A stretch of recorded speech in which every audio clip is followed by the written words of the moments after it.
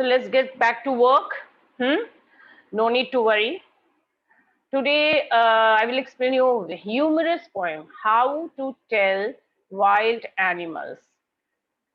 You are going to enjoy each and every bit of it because, in a very funny and humorous manner, the poet will tell you how to tell. Here, tell means how to identify wild animals. And very interest in a very interesting way, she has explained the peculiar thing about those animals. Okay, children, so let's start the class.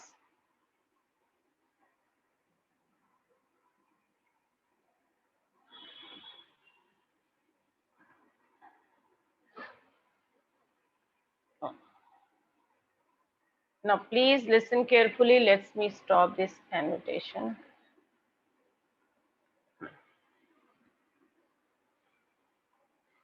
As it is written here, this humorous poem suggests some dangerous ways to tell identify wild animals. Why the poet has chosen such a simple topic for you? First of all, let me tell you something about the poet. Her name is Carolyn Wells. She was an American writer. Generally, she was very famous for her books like Sphinx, The Jingle Book, and Story of Betty. They are the very famous children book. Now, in this poem, she has explained the characteristics of various animals. You know how? In a very, very funny way. And the language she has used, it will actually generate humor. She's trying to introduce the reader to different kind of animals. Like in the first paragraph, you will meet Asian lion, then you will meet Bengal tiger, bear, hyena, and so on. And you will also come to know about the characteristic of each and every animal. So let's begin this poem. If ever you should go by chance to jungle in the east, and if there should to you advance a large and tawny beast, tawny, yellowish brown color. If he roars at you as you are dying, you will know it is the Asian lion. Now, see, the poet is trying to tell the readers how you can recognize various animals. Specifically, if you ever get a chance to go to the jungles of East, then how you will be able to identify, recognize Asian lion. That is going to be very, very funny. So here he is saying that if ever you should go by chance, this means no planning or something. For example, you suddenly decided to go to jungle by chance, and if there should to you advance a large and tawny beast, and all of a sudden you will see that something is coming to you across your, or you have come across an animal whose skin color is tawny, yellowish brown color. And if it is roaring in such a ferocious manner so that you can die out of fear, means if his his roaring sound will scare you to death, you will be so scared as if you want to die. That means no need to ask anything from anyone. Suddenly you come to this conclusion that, oh, it's an Asian lion. Means Asian lion doesn't need to kill you by biting you or doing anything else. Asian lion can kill you by its roaring sound. It can kill you like this. See how funny and how interesting. Ayushi, want to say something? You can write it in the chat box because I'm not listening. I will take all the precautions. No, I will not do this. Who is this? Rename option Y. Okay, for 1 single minute, I'm opening it. 30 seconds for 30 seconds. Now see how interestingly,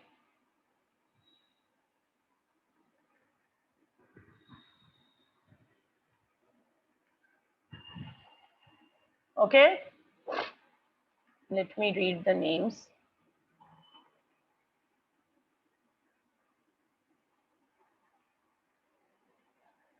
Who is this fellow? Galaxy 05780. I will remove you.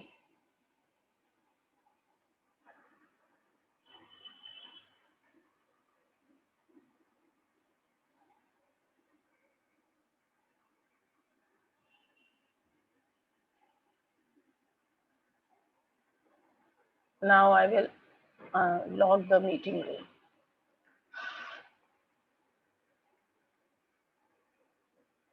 It's better. It's better. Let me see the names first of all. Anshika, Arsalan, Hare Ram, Harsh Kumar. Arsalan, I need to talk to you. So, okay, fine.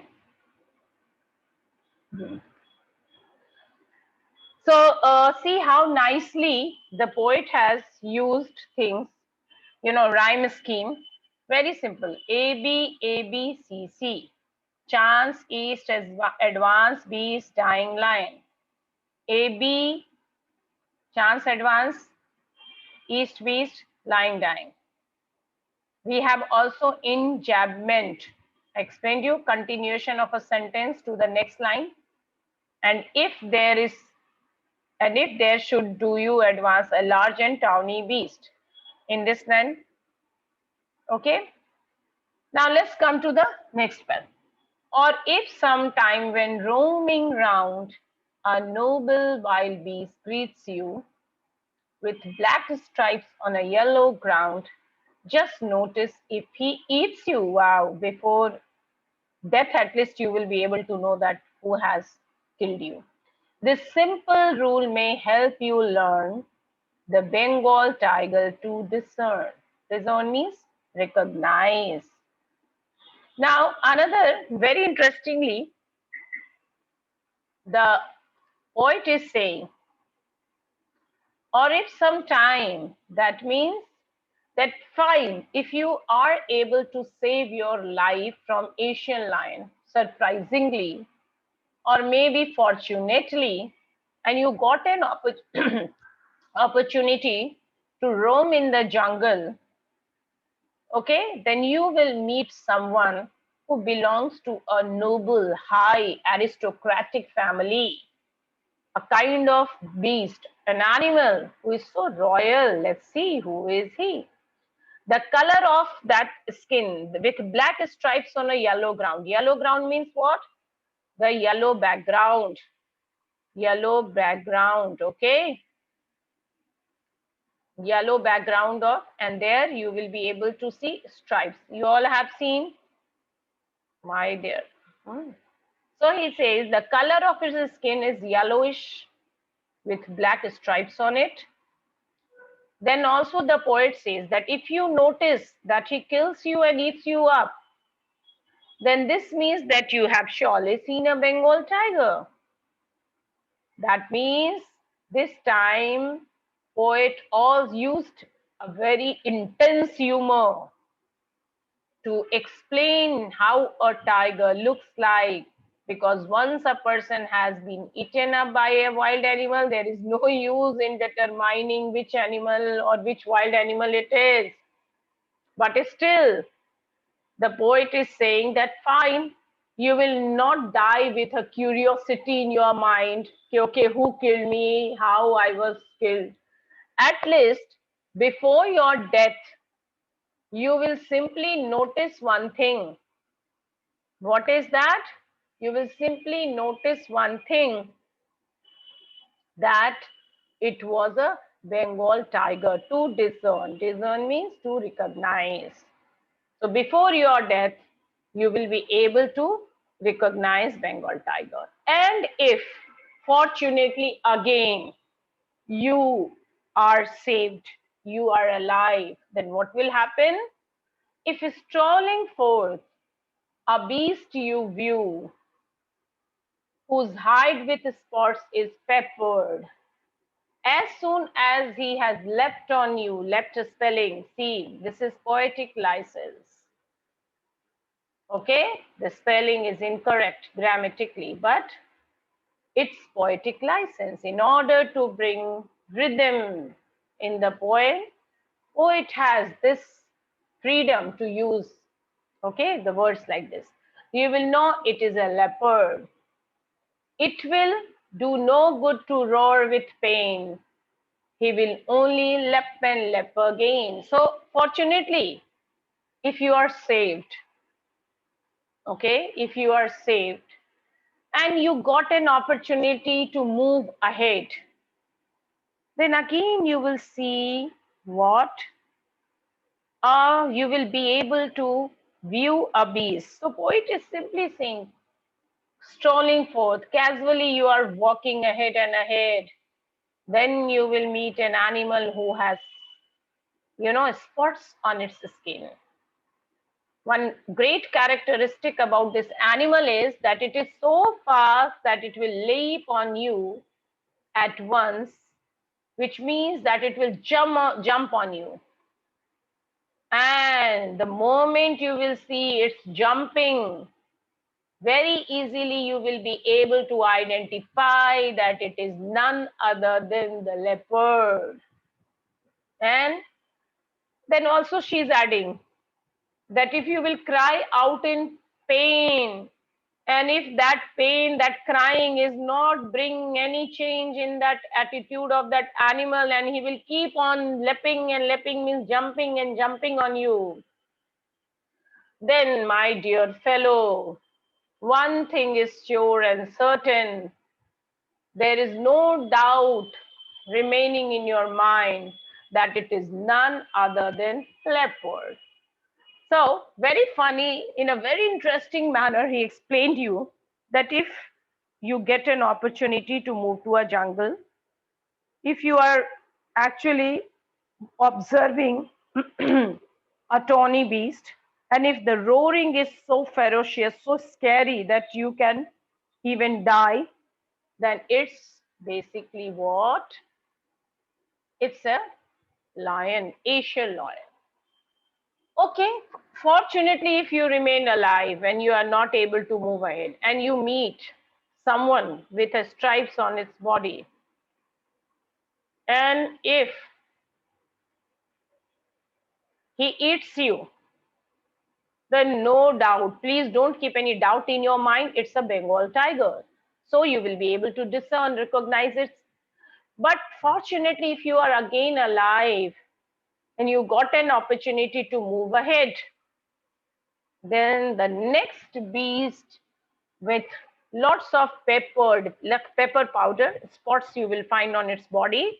And the other great characteristic of that animal is that it will keep on leaping upon you, jumping on you. Then, my dear fellow, no, you are not supposed to keep any doubt in your mind. It is none other than a leopard. So, see, rhyming scheme is so interesting here. View, yule, peppered, leopard, pain again. We have alliteration also. Use of consonant sound. He has. And as I told you, poetic license. Why? A liberty. It is a liberty to the poet to change the spelling. Why? In order to create rhythm, rhyme in the poem. And instead of L-E-A-P-T, The poet has used the spelling leapt, L-E-P-T. Then we have repetition also, leapt and leap again. Why repetition? In order to bring a stress that, yeah, it will keep on jumping on you again and again. Okay. Now in the previous paragraph also you have same rhyme scheme, round, ground, you, learn, discern, and you have alliteration, roaming round. So clear till now? No problem? Raise your hand, children, no problem? Okay. Now let's see. If when you are walking round your yard, you meet a creature there who hugs you very, very hard, be sure it is a bear. If you have any doubts, I guess, he will give you just one more caress. Now in this stanza, you are going to meet another interesting animal. And who is he? He is a bear. We all have seen bear, they are very, very strong animal. And so, fortunately, if you are alive, you were able to manage to run away from Asian lion, Bengal tiger, or leopard. Then someone is waiting for you in your courtyard, backyard, your lawn area, your garden, anything. So if you're walking in your yard, maybe anything, your garden of your house, then you will again meet an interesting creature who will hug you tightly. And the moment it will hug you tightly, you will definitely come to a conclusion that it is none other than a bear. But still, if you have any doubt regarding this animal, the easiest way is that bear will keep you hugging and touching you very gently. Caress means a great touch, a gentle touch, a compassionate touch. You know how bear used to kill animals? They suffocate you to death. This is the way they kill human being. They will hug you so tightly that you will be choked and you will finally suffocate to death. So hugging doesn't mean the positive thing here. The poet wants to suggest you, warn you that my dear fellow, if ever you, someone, any animal is coming to you, trying to love you, and if it is hugging and touching you very gently, then don't keep anything in your mind and come to the conclusion that it is none other than a bear. See how interesting it is. No, rhyme scheme is again very common, normal, yard, hard, there, bear, guess, scarce. We have alliteration also, when walking, who, hugs, be, bear, fine. Enjambment, continuation of line, if you are walking, if you were walking. Okay. Now let's come to next paragraph. Though to distinguish beasts of prey, a novice might nonplus, the crocodile you always may tell from the hyena thus. Hyenas come with merry smiles, but if they weep, they are crocodiles. Now, in this stanza, the poetess will give you two indications, the common and very interesting, important indication how to identify two animals. One is hyena and the other is crocodile. Crocodile is famous, or you may also say infamous, because of their tears. No, we also use this thing, phrase crocodile tears. Don't shed crocodile tears because they are not true tears. They are in a habit of, some biological reasons are there. Find it out. And hyenas, if you will look at their picture, you will find that they are always smiling. So here the poet is saying that though to distinguish beasts of prey, that the that for someone, a novice, novice means what? someone who is new to George, this any work, and non plus be confused. So he says that for someone who is new to a job of recognizing which job? Recognizing animals. No other job he is talking about. He is talking about the job of recognizing animals. So the poet is saying that for someone who is new to this job of recognizing animals, it will be like a difficult, confused state for him, a puzzle for him, okay, to recognize animals. Hmm? So here the poet is trying to help the people by telling to major difference between these two animals. He simply says that if you want to identify hyena, you will find hyena always smiling. On the contrary, crocodile, you will find that they are always in tears. But he wants to warn them. Both these animals are also equally dangerous. Never ever feel that if hyena is smiling and looking at you, you will get trapped in it. Okay. So hyena is going to kill you because of its smiling face, as well as crocodile will also kill you, but with his weeping and tear, or maybe because shedding its tears. But one thing is sure, that if you want to identify these two animals, these are the two major characteristic features of them.